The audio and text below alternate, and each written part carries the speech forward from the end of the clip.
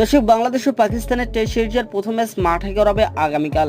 ইতিমধ্যে ম্যাচের জন্য প্রস্তুত করা উইকেটের ছবি প্রকাশ হয়েছে, যেখানে দেখা যায় উইকেটের সবুজ ঘাসে মোড়া। দর্শক, এমন উইকেটে টাইগার পেসারদের নিয়ে রীতিমতো রোমাঞ্চিত হেড কোচ চন্ডিকা হাথুরুসিংহে। এদিকে সাদা বলে যেমন তেমন টেস্ট ক্রিকেটে পাকিস্তানের বিপক্ষে টাইগারদের লড়াইটা বরাবরই এক পেশে। প্রায় সবগুলো ম্যাচেই বড় ব্যবধানে জিতেছে পাকিস্তান। তাই রাওয়ালপিন্ডিতে প্রথম টেস্টে নামার আগে অতীত রেকর্ড ভালো কিছু বলছে না বাংলাদেশের জন্য। তবে এই রেকর্ড বদলে দেওয়া সহজ না হলে সম্ভব বলে মনে করেন বাংলাদেশ অধিনায়ক নাজমুল হোসেন শান্ত। দর্শক, এখন পর্যন্ত পাকিস্তানের বিপক্ষে 13টি টেস্ট ম্যাচ খেলেছে বাংলাদেশ ক্রিকেট দল। সেখানে সর্বোচ্চ সাফল্য বলতে গেলে একটি মাত্র টেস্টের ড্র। খুলনায় 2025 সালে তামিম ইকবাল ও ইমরুল কায়েসের দারুণ ব্যাটিংয়ে এসেছিল সেই ড্রটি। দর্শক, বাকি 12টি ম্যাচে হেরেছিল বাংলাদেশ ক্রিকেট দল। তবে এর মধ্যে লড়াই করতে পেরেছে 2003 সালে মুলতান টেস্টে। দর্শক, এক উইকেটে হারে তারা। আর পাকিস্তানের মাটিতে তো সব মিলে 20 ম্যাচের মধ্যে 20টিতে হারতে হয়েছিল টাইগার বাহিনীদের। তবে অতীতের রেকর্ড ইতিবাচক না হলে এবার ভালো কিছু হবে বলে প্রত্যাশা করেন টাইগার অধিনায়ক নাজমুল হোসেন শান্ত।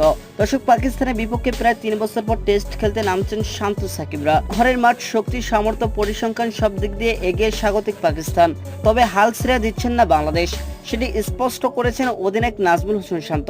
পুরনোকে পিছনে ফেলে এগিয়ে যেতে চায় বাংলাদেশ। তার মতে পরিসংখ্যান বা রেকর্ড ভাঙা অসম্ভব কিছুই নেই।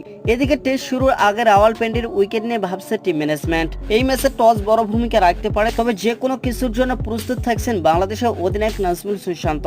দর্শক, তিনি বলেন, হ্যাঁ, টস খুবই গুরুত্বপূর্ণ। ক্রিকেটার হিসেবে সব পরিস্থিতির জন্য আমাদের প্রস্তুত থাকতে হবে। এদিকে 4 পেসার নিয়ে নামছে পাকিস্তান, তাই উইকেট কেমন হবে তাই এক প্রকার স্পষ্ট। তবে নিজেদের দলে সব ধরনের রসদ রয়েছে বলে জানান নাজমুল হোসেন শান্ত। দর্শক, তিনি বলেন, গত কয়েক বছর ধরে আমাদের পেস আক্রমণ খুব ভালো। আমাদের 3-4 জন মানসম্পন্ন স্পিনারও রয়েছে। আগামীকাল সকালে উইকেট দেখে আমরা একাদশ সাজাবো। তবে এখানে পেসাররা কিছুটা সাহায্য পায়, তাই তারা এই কন্ডিশনে ভালো করার জন্য রোমাঞ্চিত। দর্শক, বাংলাদেশের সম্ভাব্য একাদশ: নাজমুল হোসেন শান্ত, অধিনায়ক সাদমান ইসলাম, জাকির হাসান, মমিনুল হক, মুশফিকুর রহিম, সাকিব আল হাসান, লিটন কুমার দাস, মেহেদী হাসান মিরাজ, শরীফুল ইসলাম, খালেদ আহমেদ, হাসান মাহমুদ।